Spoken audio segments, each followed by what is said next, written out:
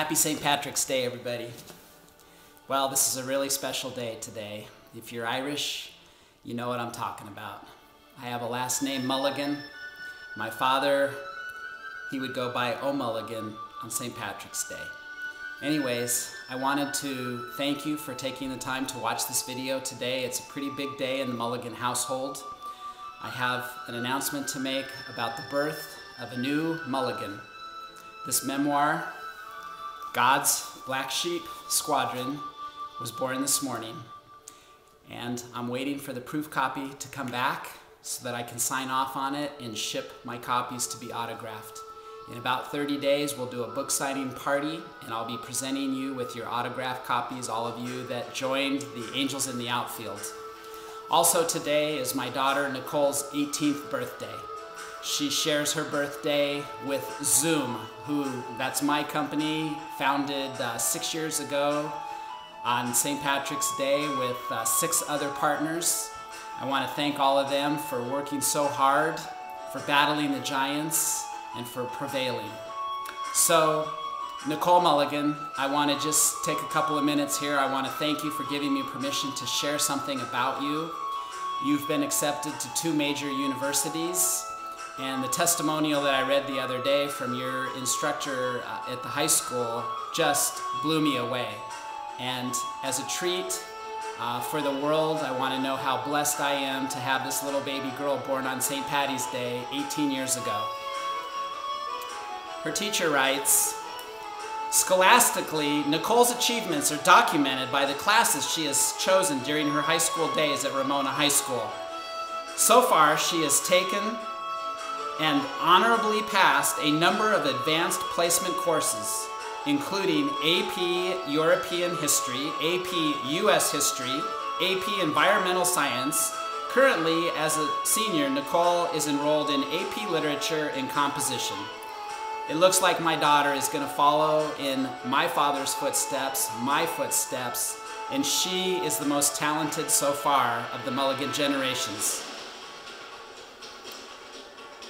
AP Economics, AP Statistics.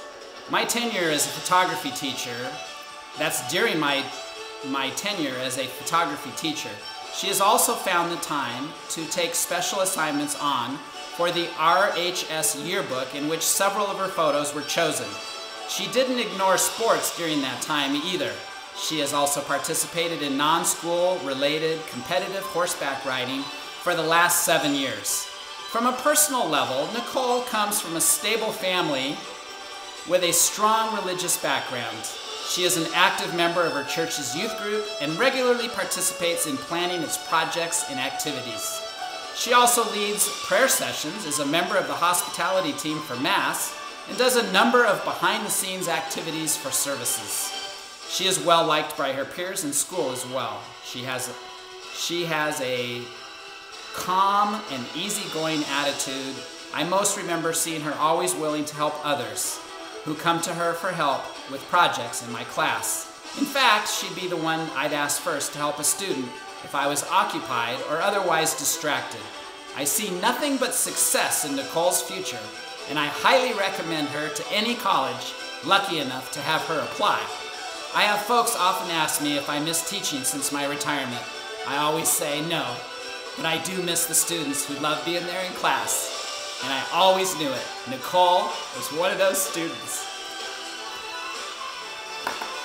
I also want to read from you just the first paragraph of God's Black Sheep Squadron. Chapter 1, Leaving Home. "Where is he? Where's he at?" shouted my father as he looked at his watch for the 3rd time. The pinto beans simmered on the stove, filling up the room with a strong woody bean aroma that made my stomach growl. Mom stood at the stovetop flipping tortillas on the grill, and dinner was about to be served. If you'd ever been at an Irish brawl, you would recognize the angry tension electrifying the thick air of our little 1960s house in Sunnyslope, a North Phoenix middle-class community packed with ample numbers of playmates on our streets. My 3 sisters instinctively retreated to their bedrooms. The rest is yet to come, my friends. and I look forward to sharing with you. Thank you for allowing me to take a couple of minutes and share with you today. I thank my Zoom partners. I thank my beloved wife, Helen, who has barred the front door, locked me in the cave, and allowed me to crank this out. I'd like to thank my sister, Anne, who was over here the other night at midnight looking for those little errors, for correcting them for me, for helping me out, for my daughter, Nicole, for taking a few minutes to glance at some of these chapters and give me her perspective and her thoughts. It's a really special day, my friends. There were many people who told me that this day would never be possible. I can tell you that 18 years ago, when I prayed for my daughter to be born on St. Patty's Day, the doctor told my wife, "You tell your husband that you're not even close to having a St. Patty's Day baby, most likely the end of March." Well, God has a way of making things happen according to his will. And at 8 p.m. on March 16th, my wife went into labor, and we had this gorgeous little girl on St. Patrick's Day 18 years ago. My business partner that invented software from the ground up told me that it looks virtually impossible for this magazine to be launched on St. Patrick's Day. That was 6 years and 1 week ago. And when he pushed that button for the first time without testing his software, everything worked flawlessly, and we had a magazine on St. Patty's Day. I've had experts in the business tell me that what I'm attempting to do is pretty much impossible, that it takes years to come up with things like I was working on. But God put it in my heart to do this, my friends. And I said, "God, if you're asking me to do this memoir, you need to give me the people and the tools and the resources to be able to make this happen." God came through, my friends, in Pete Zindler and in Byron Mettler and all the members of the Christian Writers Critique Group right here in Ramona. And when you have somebody who comes up with a book, the best book on self-publishing with Create Space, my friends, I was in this book for hours figuring out the fonts and making things happen.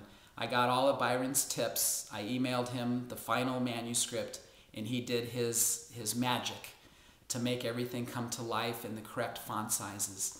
And my friend Pete Zindler, who wrote Self-Publishing and Marketing from the Trenches, what a godsend. I read that on my 50th birthday. God, once again, has shown that he is God.